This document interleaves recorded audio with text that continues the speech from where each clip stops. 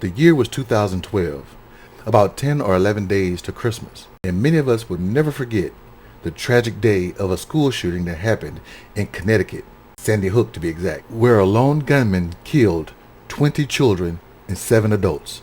And for the last 11 years, we've had to sit and watch as more and more mass shootings has taken place across this country.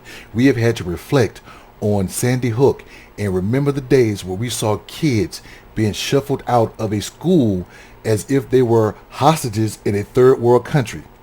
And while the country was screaming for gun reform and changing gun laws and updating gun laws, there was one man above all others who were trying to throw a whole curveball in the game.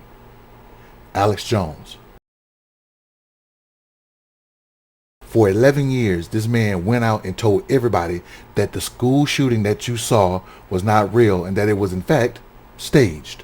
The official story of Sandy Hook has more holes in it than Swiss cheese. My gut tells me the White House, people controlling the governments were involved in this. So don't ever think the globalists that have hijacked this country wouldn't stage something like this. They kill little kids all day, every day. And it's not our government, it's the globalist.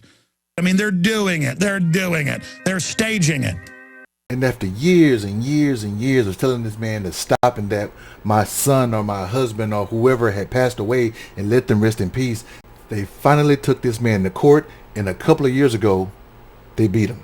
Paid the price for it today. The victims' families were emotional as the jury read its decision that Jones owes them hundreds of millions of dollars, almost $1 billion, 900 some million dollars. The final total came out to be $1,487 million that he owes. And it took a couple of more months before he finally decided that he was going to liquidate his assets to try to pay this debt.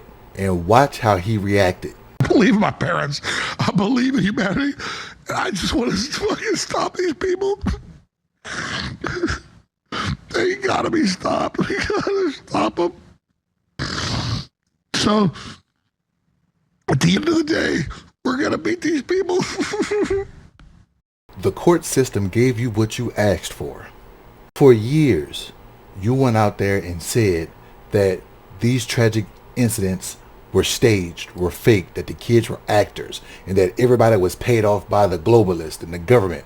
And when people told you to stop, you kept peddling those falsehoods to prop up your shows and to sell your products. And now that everything has been adjudicated, you have to come out of $1.4 billion.